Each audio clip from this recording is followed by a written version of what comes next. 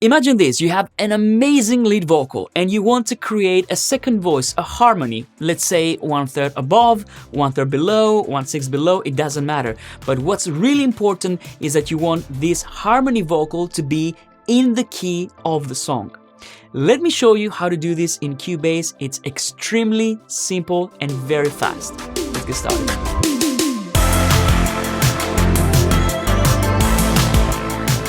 Thank you so much for joining us for one more Cubase Secrets episode. In this video, I'm going to show you something that's extremely useful. Everybody at some point needs to do this if they have a beautiful lead vocal and they want to create a harmony and the singer is not available anymore, or there's no way to do this with a real vocalist. So let me show you how you can do this in Cubase. Let's say I have this vocal here. Soy el fuego que arde tu piel, soy el agua que mata tu sed, el castillo, la torre yo soy. Let's say I want to create a harmony vocal for my lead vocal right here. So all I need to do is, number one, duplicate the channel. I want to have a copy of this vocal. So what I'm going to do is I'm going to right click on my channel here and I'm going to select duplicate tracks. And there we go. This is the first step. We're good with that.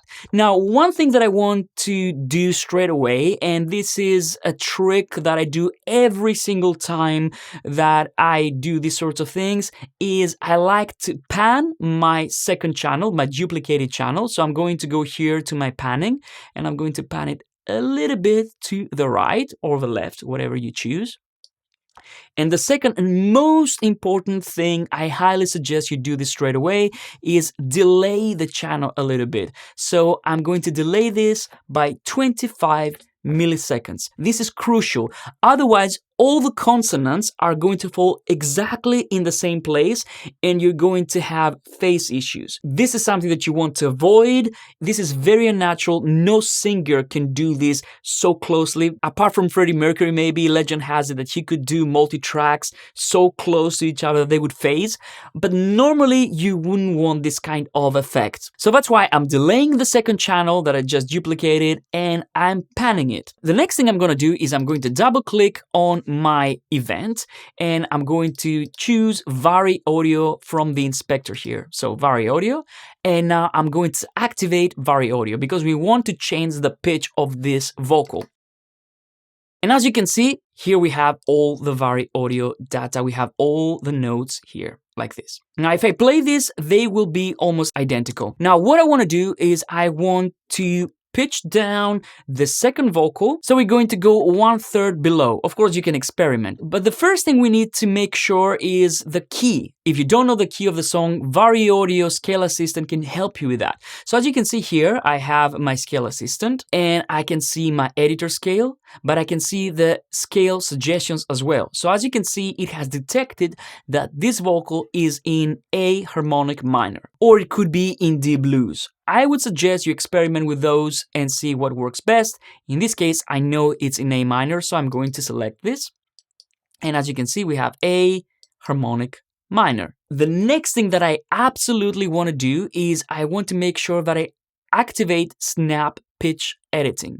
Because what's going to happen when you do this, when I pitch down this vocal 1/3 below, it's going to tune it to the right key, in this case A minor. If you don't do this, you're going to get wrong notes. First, let me show you how it sounds if we don't activate snap pitch editing. First of all, you need to make sure you absolutely know what pitch you want to approach. So in this case, I know that this is an E, so I want to make sure I turn this into a C, so 1/3 below. So I'm going to drop this 1/3 below. And now the whole vocal is 1/3 below, but it hasn't taken into account the key of the song. So these are absolute pitches 1/3 below. So let's listen. Soy el fuego que arde tu piel. And as you can hear, it sounds completely wrong. Now, instead, let me undo and let's activate snap pitch editing. And let's do the same thing. I'm going to go 2 steps down. So here where we have an E note, it's going to be a C. So There we go. And now we have this backing vocal 1/3 below. Let's listen now. Soy el fuego que arde tu piel, soy el agua que mata tu sed. And it's a perfect vocal harmony. Let's go to another section of this vocal. ¿Cuáles deseos me vas a dar? Oh, dices tú, mi tesoro, basta con mirarlo, tuyo será y tuyo será. So as you can hear, it's perfect. It has created a second voice taking into account the actual key of the song. And this last note, I might want to edit it because I know what the chord progression is there. ¿Cuáles deseos me vas a dar?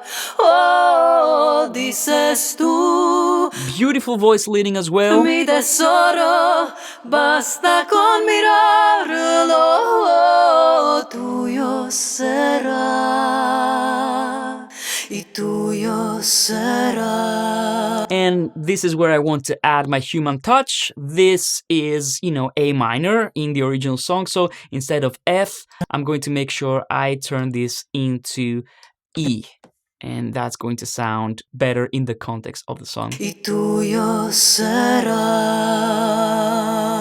So as you can see, it did 99.99% of the job for me. I only had to drop the vocal down 1/3 and it did everything. Now let's play this vocal. A new day, never wanted done.